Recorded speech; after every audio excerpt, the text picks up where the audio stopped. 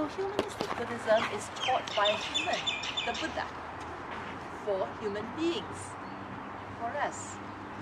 And it is for us because it resolves our human concerns. It's for our human needs. As a result, I believe that what do we need? We live because the word that's used here is called purification. So what then is purification? So we purify through virtues. I think we look at people and we often go to or get attracted to people who are more virtuous, isn't it? And we consider that a form of purity. People who don't tell lies, people who, you go to them, and it's just like if you look at some very kind, like a baby, right? You see, they're so pure. They're so pure because they tell the truth. They reflect to you who you are.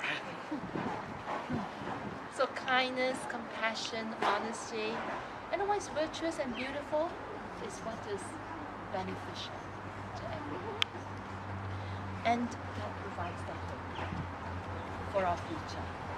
I think what humanistic Buddhism does is that it provides hope for us. There's a reason for us to exist. And there's a reason to work towards tomorrow. Always going for a better. So hope to society, bringing happiness, bringing liberation, and eliminating everything that we find is not good.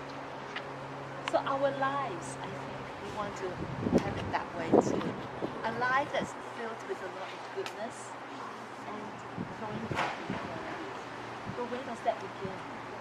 From here I learned I have to do it from here. Starting with. So how do I start? He says that like all Buddhism, it's three trainings, threefold trainings. There are three ways in which we have to learn. One is discipline. Second is concentration, and the third is wisdom. If we look at discipline, that's why the precepts. And I encourage you in December, early December, if you have a chance, to come join in our three precepts, three refuges, taking the three refuges and the 5 precept ceremony over the weekend. Because it's an opportunity for us, if we're ready to do it before, to remind ourselves of our precepts. If not, it's an opportunity to tell ourselves and have the Buddhas be a witness that I would like to be a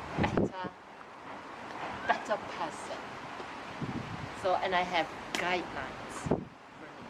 Concentration, our mindful check-in, our breathing exercises help us to focus. Afterwards at 2:30 when we meet, I'm going to share with you another breathing exercise that's focused in on reducing all the random thoughts that we have. Just now, our breathing exercise helps us to rejuvenate ourselves when we are tired. It helps us to focus in on the energy store that we have in us. But later on, we're going to learn something else, and that is how to concentrate, stop those random thoughts.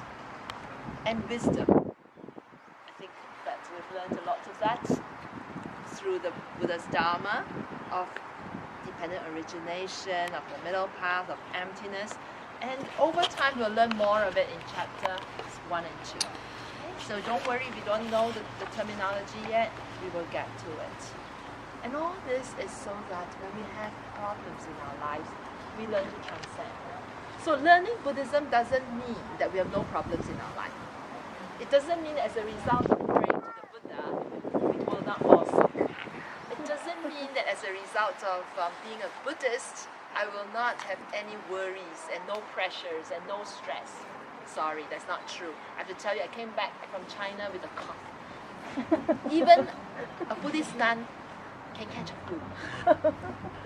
So we all will fall sick. But I have a way to overcome the difficulties of not sleeping on the plane and of not having any sleep the whole week, because every time I lie down I cough. So I can't sleep at night, but I'm at peace with myself. And that's the reason why I say that the breathing exercises that I'm sharing with you, I've tried them. They have worked.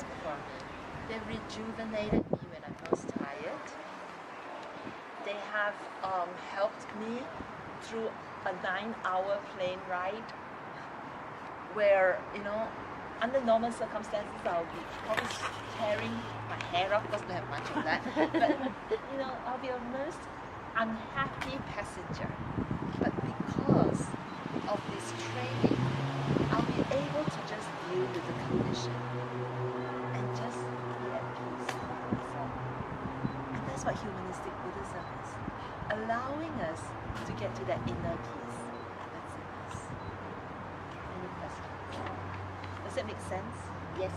Yeah, humanistic Buddhism. So with that then, I can see that what is the goal of humanistic Buddhism? Now, humanistic Buddhism does not teach us to become a Buddha, strangely enough. But that's because it comes from a school called the Chan School.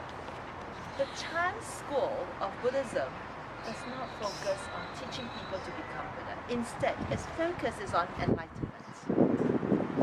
Chan helps its practitioners to live an awakened state of mind. That means to be aware of all the conditions, from the vastness of the universe to the little nitty-gritty details of our lives. To be completely aware of the conditions, and so that through these conditions is when we can also gain our enlightenment. So what does an awakened state look like? According to Master Xing Yun, who I believe is very awakened, he says that an awakened state has two parts. One is a passive form and another is a proactive form. The passive form is freedom. Freedom from fears and worries and stress and these are not external. They are in. Fear doesn't come from the outside of us, isn't it? The outside stimulus, the same stimulus may cause fear to one person but may not cause fear to one who is very practiced and one who is very cultivated or one who can control his or her emotions. So fear comes from inside of us. So learning to overcome our fears until to a stage whereby fear comes from unknowns. Unknown. Fear comes from how long the pain will last.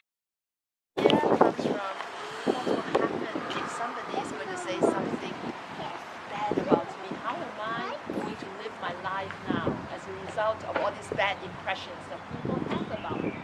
That's all fears of the unknown. Learning to live without. So what does that require?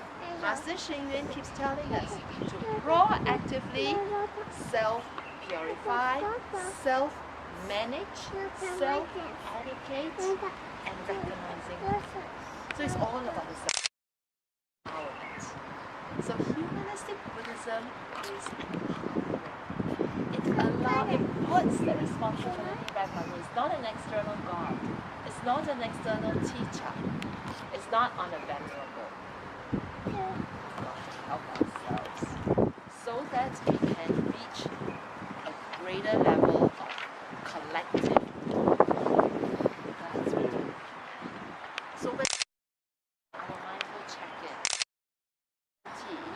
for collective. So humanistic Buddhism requires faith. I can't give you scientific evidence of how humanistic Buddhism has helped everyone. I haven't got the research yet. So it requires faith. Now where does that faith and the trust come from? Of course, the faith in Venerable Master. He has walked the path and is now telling us from his 90 years of wisdom what has worked. So he gave that to us in this very structured book. Then, what else do you have faith in?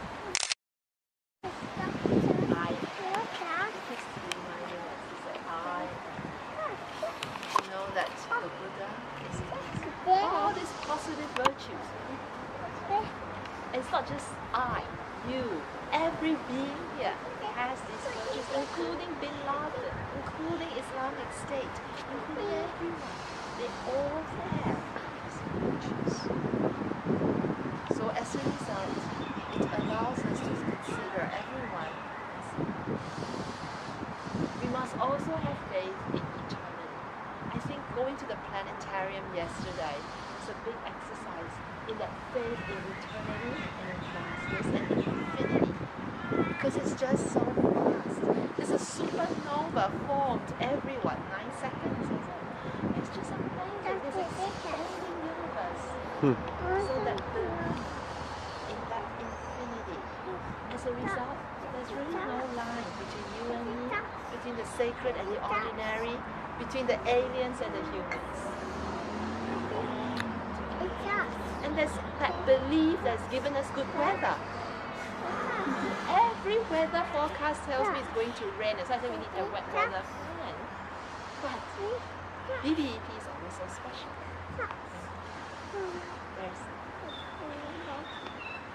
So the belief, that faith, that trust, that is what will lead to our self-perfection.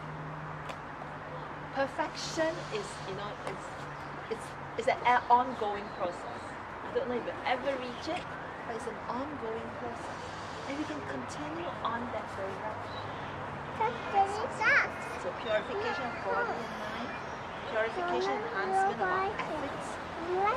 Master Xing Yun tells us everything is based on compassion. If we don't have anything, anyway, compassion. As long as we can keep compassion, the ideal of peace. So that's my reading of the preface and the foreword. Yeah. I hope I've given a reasonable summary of what's here, and I'm welcome questions. I think that there might be a concept matching of the word in Chinese for discipline and English, because you think athletes who are very disciplined, but they can be very cruel, or they're not ethical, but they're very disciplined. So when you talk about when we say discipline, it doesn't exactly mean the notion. But I'm still not quite clear with the precepts. I know precepts are very important, but maybe I don't know how to use precepts to help myself in my life, except no harm in there. Well, the basis of precepts is compassion. And that comes from compassion. Why do we need ethics? Ethics come about, first of all, when we appreciate infinity. We have to first appreciate that this world consists of something larger than me, I, me, and myself. The minute I appreciate the world contains more than me, and it doesn't focus on me alone. Once you stand out in space and you look down at everything else, it's when we appreciate ethics. Because whatever we do, we should not harm others. We should not harm the earth. Because there's only one. Yesterday we heard that we're now creating space junk. So not only are we creating junk here on Earth, but also junk in space. All these satellites out there. So sad. That's why? Because we're not appreciating the interdependence. That this junk one day will end up destroying something. When you collected maybe one will not hurt. But when you have a lot of them, all that waste. So every principles of it.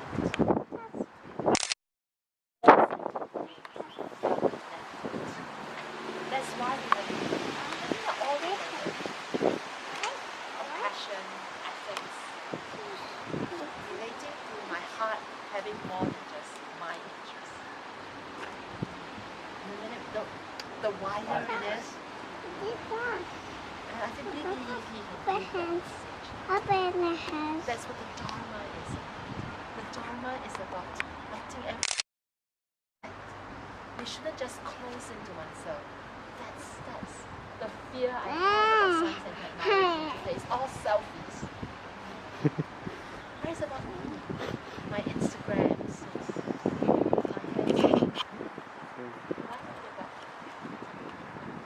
Use the technology in a wider purpose. Any other questions? I have one. I just enlightenment cannot be attained away from the world. I think. That means that enlightenment cannot be attained from a retreat. So how does it work with traditional approach when people sit in caves for years? Yes, they sit in caves. See, even Buddha, Yeah. he sat in the cave, but he had lifetimes of working with people as a Buddhist.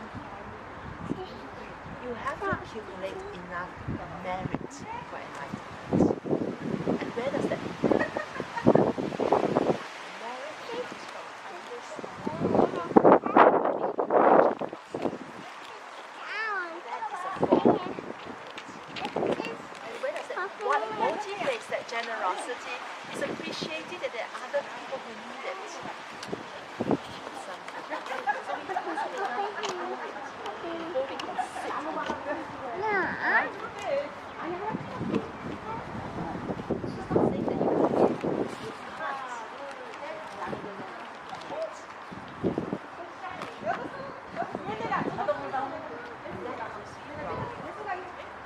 in the worldly matters, and that's what humanistic is about. Human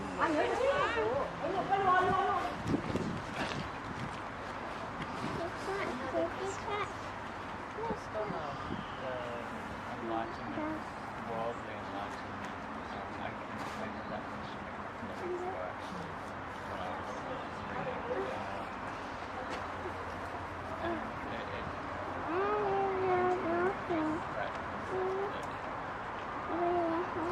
There's no difference between the sacred and the non-sacred, yeah, and the ordinary, because there's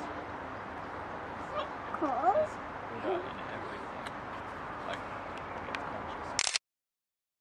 So, enlightenment is here, like, in that blade of grass. This stuff that we call mundane, all consciousness.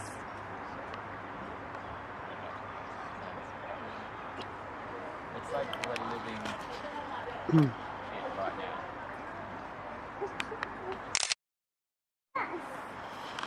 That's right. It's non-dual. The problem with many of us is that we try to divide. We're so used to it. When we start learning the types, animal kingdom, plant kingdom, and then we start dividing mammals and everyone, herbivores and carnivores. So we start learning by categorizing. But like what Liam says, that actually the mundane and the sacred is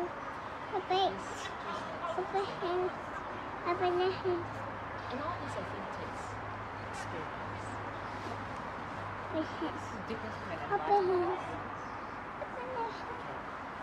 When we say we don't, why don't we come back to what the Buddhahood? The Buddha is the characteristics. One, self-enlightenment. Second, ability to awaken others. And the third, the practice and the perfection in awakening and practice. So there's three characteristics of Buddha. Whereas enlightenment is the first step. It means I aim to awaken.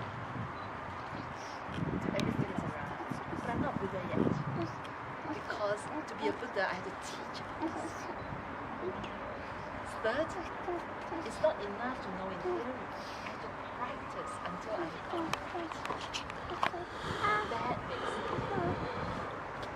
That's what makes the Buddha so rare. But I can at least aim at the first step. Not so much. Because there are many enlightened masters. That's what Chan masters are. They're enlightened, but they're not Buddhists. Because Chan doesn't aim for Buddhahood.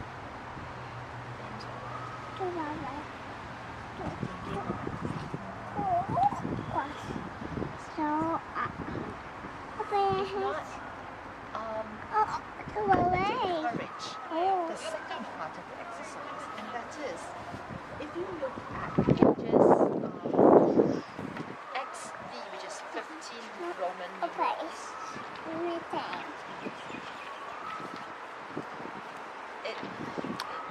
it is part of, okay, from here, you have this one about what humanistic Buddhism is, from here all the way down 1 to 14. So 1 to 20. Yeah, for Zeno, she wanted the whole talk done, so yeah. Okay. I summarized most of it into those sheets. But if you take a look at this and just briefly just pick up something that catches your eye and say, this is something that you want to practice in the next time we meet on the 5th of November, next 3 weeks. So, next 2 weeks. Next 2 weeks. Something which you think you can practice in the next 2 weeks. Just anything from 1 to 20. Any line, any word that catches you. And perhaps you can just, because we don't have much time for you to do a group session, so I suggest we just do it on our own for now. And among this, you take a read of it now. Find something that catches your eye that you think you can do in the next 2 weeks, and then we'll go around and we can talk through it together. Just take a look.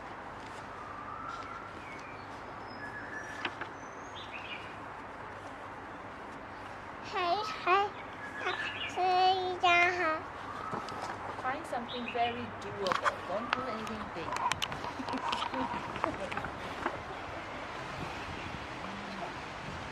And if you are cold, is anybody too cold? You okay? Are you cold? Just a little. I'll just turn the heater on over here. I'm joking. If you're cold, practice the breathing that I taught you just now, because that gives you the stroke of energy. It has a special technique you can get.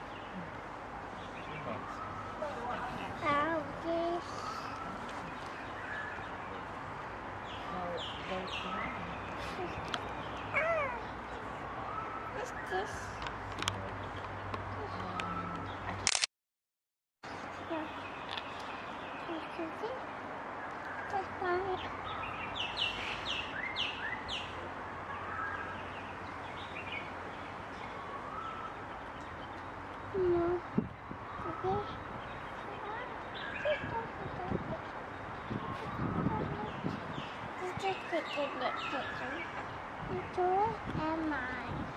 It was alive.